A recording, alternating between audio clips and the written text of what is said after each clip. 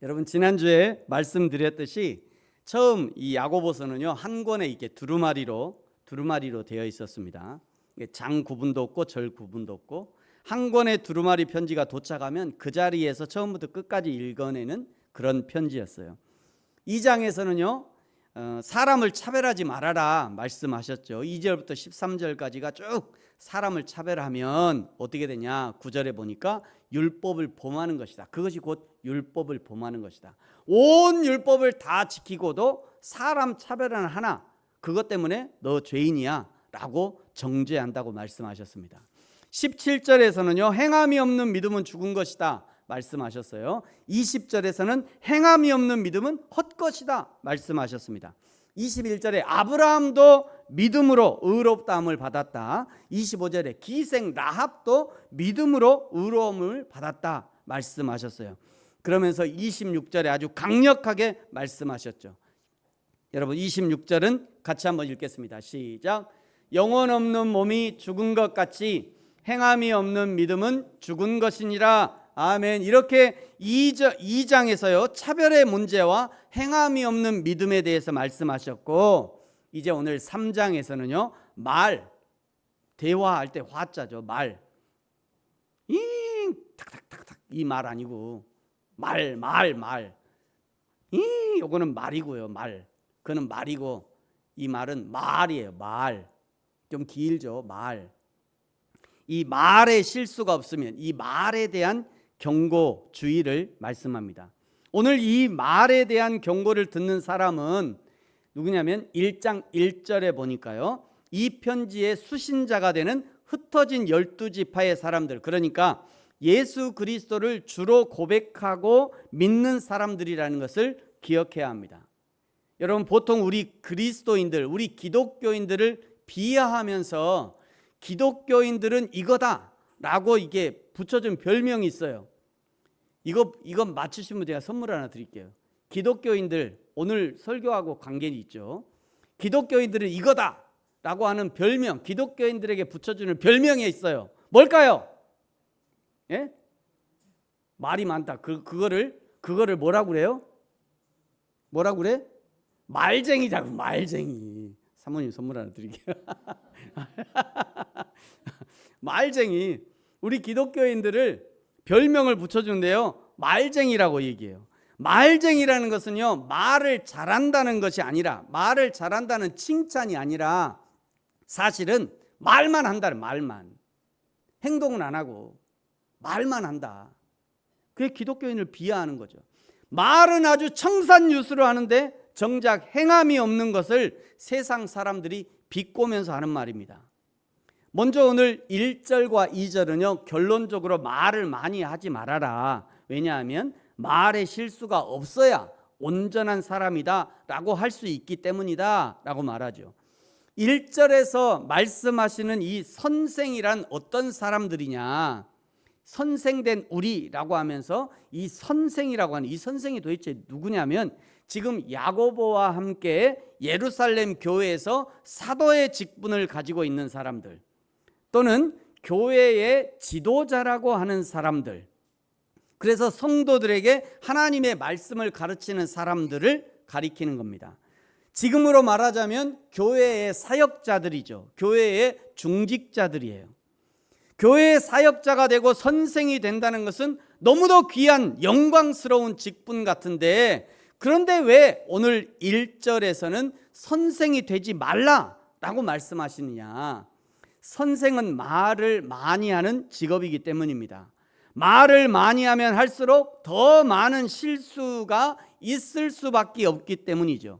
이것은 그저 단순한 말 자체를 말하는 것이 아닙니다. 말의 실수라고 하는 것은 자기가 가르치는 대로 살지 않는 삶의 모순, 즉 위선까지를 경계하시는 하나님의 말씀인 거예요. 말을 많이 해서 자기의 삶을 모순덩어리로 만들어버리고 자기 삶의 위선을 계속 쌓는 사람들에게 주어지는 그런 심판을 어떻게 얘기하시냐? 더 큰 심판이래요. 더 큰 심판. 여러분, 여기 더 큰 심판이라는 이 단어는 헬라어로요 메가존 크리마라고 합니다. 메가존 크리마. 폭탄이 있죠. 원자폭탄 이런 게 있잖아요. 그 폭탄의 세기를 결정하는 메가톤이 여기서 나왔어요. 메가톤. 메가존 크림, 메가존 여기서 메가톤급이라는 그 폭탄의 크기가 여기서 나온 겁니다. 그러니까 말을 많이 해서 자기 삶을 모순 덩어리로 만들고 자기 삶을 위선 덩어리로 만드는 사람은 하나님의 메가톤급 심판을 받는다는 거예요. 또 말씀드립니다만 부모들이 실수하는 것들 중에 아이들에게는 거짓말하면 안 돼, 항상 정직해야 돼 라고 가르치면서 자기가 싫어하는 사람에게 전화 오면 야 엄마 없다고 그래.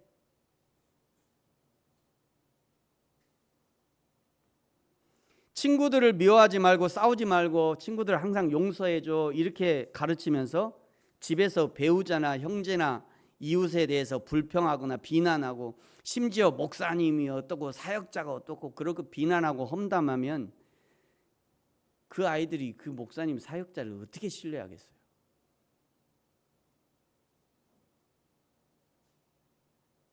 교회 어떻게 가냐고 나중에. 신앙생활을 어떻게 하냐고요 그 애들이.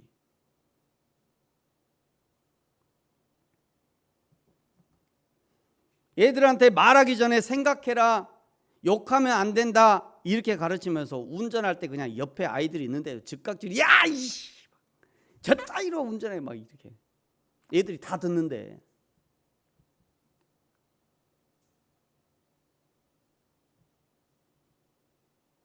이런 것이 부모가 온몸으로 삶의 위선을 가르치는 거예요. 온몸으로 삶의 모순을 가르쳐요. 온몸으로 삶의 위선을 가르쳐요. 아이들은 부모의 말로 배우는 것이 아니라 부모의 뒷모습으로 보고 배웁니다. 그대로 사는 거예요 애들이. 그래서 가르쳤잖아요 그렇게. 그렇다면 왜 이렇게 말에 대해서 주의를 해야 하느냐? 첫째는요, 말의 영향력이 강력하기 때문입니다.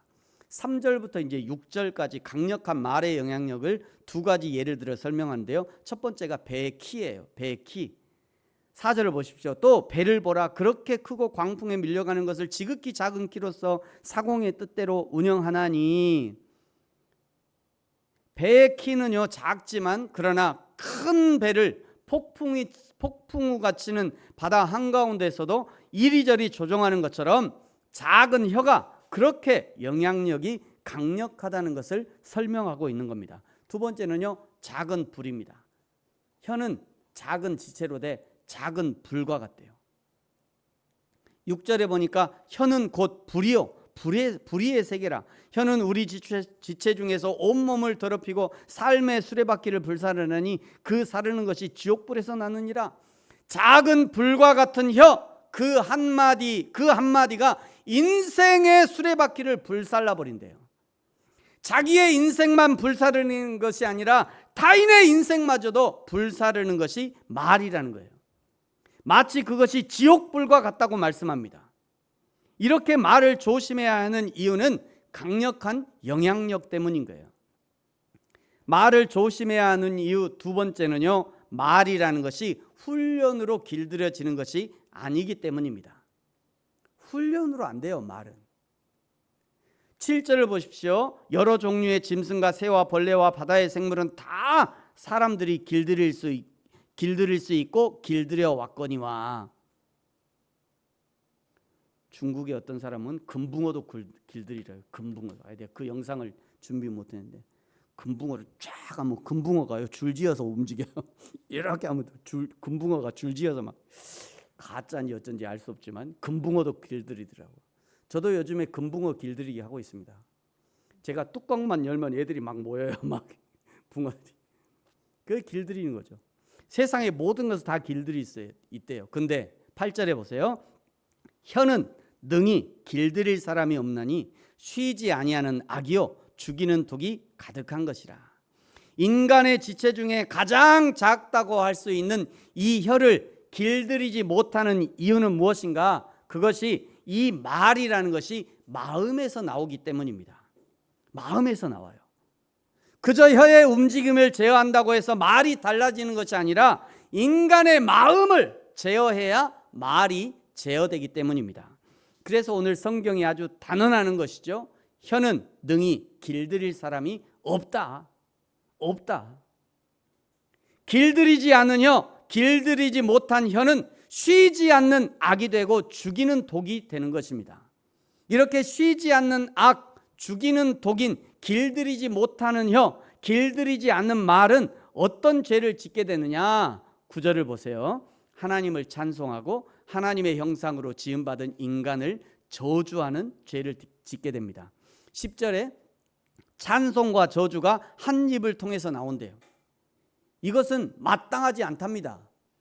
이렇게 하는 것은 마땅하지 않대요. 우리 그리스도인들에게 어울리지 않는다. 하나님의 자녀에게 어울리지 않는다. 이런 의미죠. 11절은요. 절대로 그럴 수 없다는 것을 강조합니다. 11절을 보십시오. 어떻게 한 샘에서 쓴물과 단물이 나오겠냐. 그럴 수 없다. 이런 의미죠. 12절에 어떻게 무화과 나무에서 감람, 올리브 나무죠. 무화과 나무에서 올리브 열매를 올리브 나무에서 무화과를 따겠냐. 절대로 그럴 수 없다는 것을 강조하고 있는 겁니다. 여러분, 이런 말씀을 읽고 들으면서 지금 내 삶에서 어떤 열매가 맺히는지를 살펴봐야 합니다.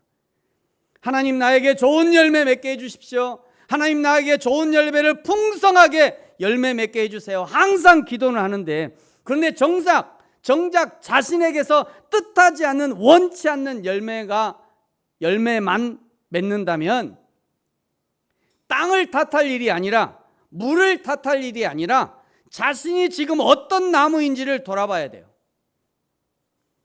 죄송합니다. 그런 나무이니까 그 열매가 맺히는 거예요. 그런 나무니까 그런 열매가 맺힌다고요. 가시나무니까 맨날 탱자만 맺는 거지. 예? 가시나무 자기에게서 귤이 맺히기 원하면 그게 됩니까? 가시나무니까 탱자가 맺히는 거예요. 죄송해요. 그런 나무니까 그런 열매가 맺힌다고요. 만약에 다른 열매를 맺고 싶다면 싹둑 잘라내야죠. 포크레인을 동원해서 그냥 파내야 돼요. 뿌리까지 뽑아버려야죠. 그리고 다른 열매 맺는 좋은 나무를 심어야 되는 거예요. 그렇다면 어떻게 하면 쉬지 않는 악, 죽이는 독인 혀를 제어하고 말에 실수가 없도록 할 수 있느냐? 오늘 3장 1절에서 이미 말씀하셨어요. 말을 많이 하지 말래요. 말을 많이 하지 말아라. 골로새서 3장에서는요. 어떻게 하면 말에 실수가 없는 사람, 나의 새치혀가 실수하지 않을 수 있느냐? 그 힌트를 제공하는데 골로새서 3장 15절 여러분 같이 읽겠습니다. 시작. 그리스도의 평강이 너희 마음을 주장하게 하라. 너희는 평강을 위하여 한 몸으로 부르심을 받았나니 너희는 또한 감사하는 자가 되라. 아멘. 그리스도의 평강이, 그리스도의 샬롬이 너의 마음을 주장하게 하면 혀를 제어할 수 있대요. 샬롬이신 성령 하나님께서 너의 마음을 주장하게 하면 말을 제어할 수 있다고 말씀하시는 거예요. 날마다 성령 충만할 때 실수하지 않을 수 있는 거예요. 성령 충만을 방언이나 하고 막 이상한 은사나 그거 아닙니다. 우리 한국 사람들 좀 오해하는 게 있어요. 막 어디 가서 막 방언으로 막 기도하고 말라말라말라 막 이렇게 하는 걸 성령 충만 아니에요. 성령 충만은 뭐냐? 하나님이 원하시는 대로 살아가는 거예요. 하나님이 원하시는 대로 살아가는 거. 그게 성령 충만이에요. 교회에서 성령 충만할 필요 없어요. 다 성령 충만한 사람, 교회는. 정작 성령 충만은 집에서 해요. 집에서 자기 가게에서 자기 삶의 현장에서 거기서 성령 충만이 필요한 거예요. 교회에서 성령 충만 자랑하지 마. 다 교회는 다 소금이에요. 다 빛이고 여기서 소금 역할을 할 필요가 뭐 있어요. 여기서 빛의 역할을 할 필요 없어요. 교회는 성령 충만은 자기 집에서 필요한 거예요. 성령 충만은 자기 현장에서, 삶의 현장에서 필요하다고요. 그 현장에서 그리스도의 평강이 나를 주장하게 해야죠. 그리스도의 평강이, 그리스도의 샬롬이 나를 주장하게 해야죠. 그래야지 실수 안 할 수 있어요. 사랑하는 성도 여러분, 많은 말로 다른 사람에게 상처를 주고 잔잔한 바다에 폭풍을 일으키고 때로는 마른 풀밭에 불을 놓는 것처럼 작은 혀로 실수의 말을 하지 말고 한마디 말을 통해서 사람을 세워주고 살리고 칭찬하고 격려하고 축복하는 인생이 되어지기를 예수님의 이름으로 축복합니다. 13절부터는요, 지혜와 총명이 있다고 스스로 말하는 자들은 선행을 행함으로 지혜와 총명이 있다는 것을 스스로 증명하래요. 스스로. 네가 진짜 지혜 있냐, 진짜 총명이 있냐, 그러면 그것을 스스로 증명해라.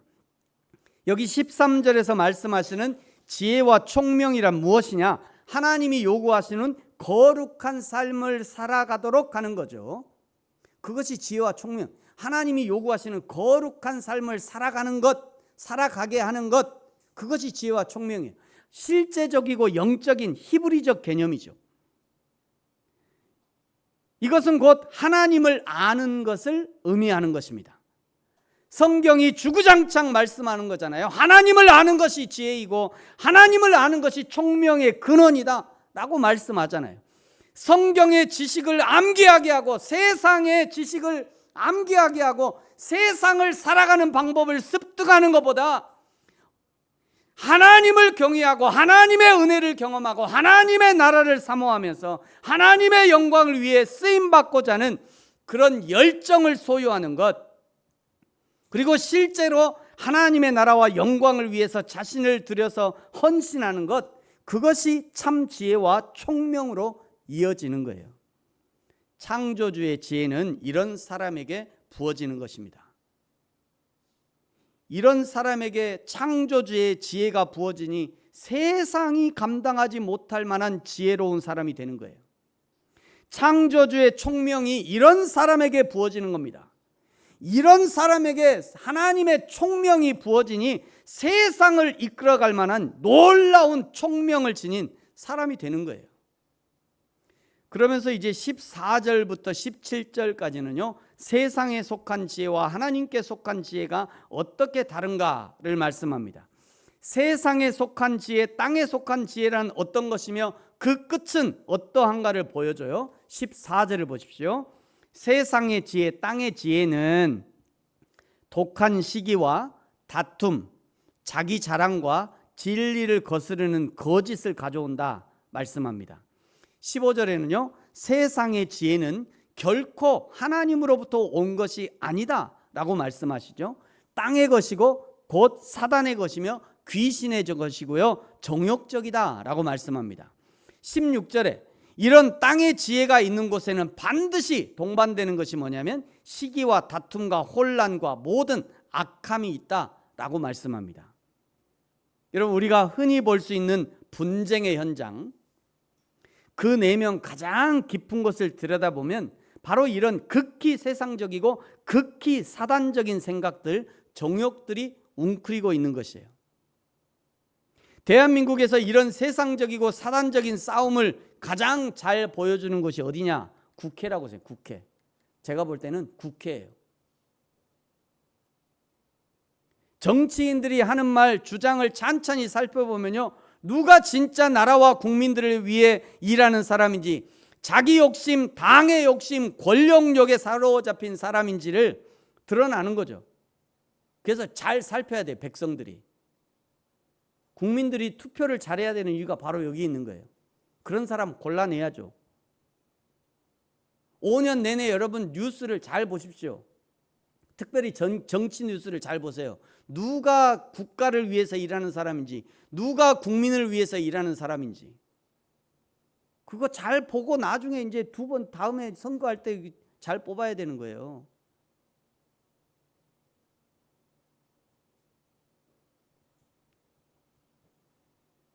노사분규도 마찬가지죠.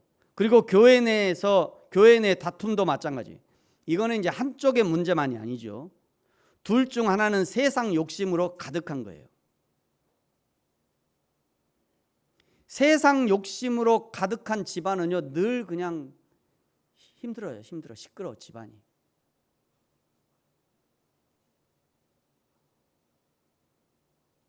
집안이 조용하려면요 제대로 된 그리스도인 하나만 있으면 집안이 조용해요. 그 사람이 포기하면 돼. 나 아버지 재산 필요 없어. 동생들 다 가져. 아 형님 왜 그래요? 아니야 난 필요 없어. 난 충분해. 동생들 니네 다 가져라. 동생이면 아 형님 나는 필요 없어. 형님 다 가지세요. 난 재산 아무런 생각 다 가지세요. 그러면 조용해요 집안이. 50대 50으로 나눕시다. 왜 네가 1,000원을 더 가져갔냐 50원 더 가져갔냐 박살 나는 거죠. 그러면 만 원만 형님 만 원만 더 가지시오. 아니요 동생이 만 원만 더 갈게. 아니 형님이 만 원 더 가지시오. 싸울 일이 없어요.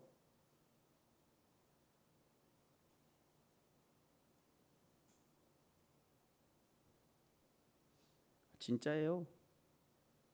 진짜라니까요. 만 원만 포기하면 싸움 날 일이 없어요. 세상 지혜의 절정은요 자기 욕심입니다. 그 세상 지혜의 절정이 자기 욕심이에요. 결국 자기 욕심이에요. 결국 자기 욕심. 세상 지혜의 끝은요 자기 숭배입니다. 자기 숭배. 이것은 극히 사단적이고요 하나님을 대적하는 것이죠. 세상 지혜로 충만한 공동체는 늘 다툼과 시기와 분열과 혼란이 있습니다. 세상 지혜로 충만한 개인은 서로를 향한 분노와 상처와 자존심 싸움이 끊이지 않아요. 예수님은요 이런 세상을 향해서 무엇이 참 지혜인지를 몸소 보여주셨습니다. 그것은 자기 부정이고 자기 희생이죠. 세상의 지혜는 자기를 드러내고 자기가 인정받으려고 온갖 속임수로 노력하지만 하나님의 지혜는 오히려 자기를 부정합니다. 세상의 지혜는 어떻게든 자신이 살아보려고 노력하지만 하나님의 지혜는 오히려 자기를 죽이는 것부터 시작합니다. 그것이 가장 극명하게 드러난 현장이 바로 십자가이죠. 마지막 순간까지 사단은 예수님의 육신을 자극합니다. 하나님의 아들이 다른 사람은 구원하면서 자신은 구원하지 못하는구나. 네가 하나님의 아들이면 거기서 한번 내려와 봐라. 그러면서 예수님을 자극했잖아요. 그러나 예수님은 말씀 한마디면 12군단이 되는 천사를 동원해서 당장이라도 저 원수들과 세상을 끝장을 낼 수 있었지만 그러나 끝까지 차라리 십자가에서 죽는 것을 선택하셨습니다. 왜냐하면 인간 구원을 위해서 하나님의 뜻을 이루어 드리기 위해서는 예수님의 십자가 죽음이 필요했기 때문이죠. 십자가를 선택하신 예수님은 결국 완전한 죽음, 지옥 끝까지 내려가셨지만 그러나 하나님의 능력으로 3일 만에 부활하셨죠. 그리고 성경은 그 예수님의 부활을 부활의 첫 열매라고 말씀합니다. 첫 열매가 맺혔으니 이제 연속으로 계속해서 열매가 맺힐 것이라고 알려주시는 거죠. 저와 여러분이 그 열매가 되는 것입니다. 사랑하는 성도 여러분, 오늘 세상 지혜, 세상 욕심을 버리고 예수 그리스도의 마음, 예수 그리스도 지혜, 십자가의 지혜를 소유하게 되기를 예수님의 이름으로 축복합니다. 17절과 18절은요 하늘에 속한 지혜, 참 믿음이란 어떤 것인지를 이제 보여주는데요.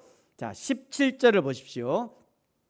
오직 위로부터 난 지혜는 첫째 성결하고 그 다음에 화평하고 관용하고 양순하며 긍휼과 선한 열매가 가득하고 편견과 거짓이 없나니. 18절 화평하게 하는 자들은 화평으로 심어 의의 열매를 거두느니라. 이 땅의 지혜와는 달리 하나님으로부터 온 지혜는 거짓이나 다툼을 조장하지 않고요 성결하고 화평을 도모합니다. 독선이나 오만이 아니라 관용과 양순으로 대합니다. 여기 양순이라는 것은요 성령의 인도를 받고 타인의 설득에 열려 있고 타인의 말에 열려 있다는 거예요. 다른 사람의 말을 잘 듣는다는 얘기죠. 듣는 귀가 있다는 거예요. 교만하고 고집센 세상의 지혜와 반대되는 개념입니다. 나하고 반대되는 얘기도 잘 들어준다는 거예요. 뿐만 아니라 긍휼과 선한 열매로 가득하고 편견과 거짓이 없답니다. 하늘의 지혜는 말이 아니라 선을 행함으로 그것이 참 하늘의 지혜임을 보여주는 거죠. 하늘의 지혜가 충만한 곳에는 예수님을 닮아가는 모습이 있는 것이죠. 하늘의 지혜가 충만한 곳에는 사람을 사랑하는 사랑이 넘치는 것입니다. 하늘의 지혜가 충만한 곳에는 예수님과 같은 자기 희생, 자기 부정을 통해서 공동체를 세워가는 것이죠. 하늘의 지혜가 충만한 곳에는 많은 지식이 아니라 선한 지혜를 구하고요, 화려한 언변이 아니라 신실하고 진실한 실천을 추구하는 것입니다. 이 하늘의 지혜로 충만한 공동체는 18절에서 말씀하시는 것처럼 화평을 심어서 의의 열매를 거두게 되는 거예요. 사랑하는 성도 여러분, 오늘 야고보서 3장에서 말을 줄이고 그리고 세상의 지혜를 버리라고 말씀하셨습니다. 예수님이 말을 못해서 십자가를 지신 것이 아니에요. 여러분 분명히 기억하셔야 합니다. 예수님이 말을 못해서 십자가를 지신 게 아니라고요. 예수님이 능력이 없어서 자기 생명을 십자가에서 버리신 것이 아닙니다. 예수님은 십자가의 자기 죽음으로 우리에게 영원한 생명을 주신 것이고, 예수님은 세상의 지혜가 아니라 하나님의 지혜로 영광을 얻으신 것입니다. 저와 여러분이 우리에게 허락하신 이 모든 삶의 현장에서 내 입으로 쏟아놓는 말을 적게 하고 오히려 묵묵히 십자가를 감당하셨던 그 예수님의 삶을 본받음으로 내 삶을 세워가고 그리고 가정을 세워가고 교회를 세워가는 저와 여러분이 되어지기를 예수님의 이름으로 축복합니다. 기도하겠습니다.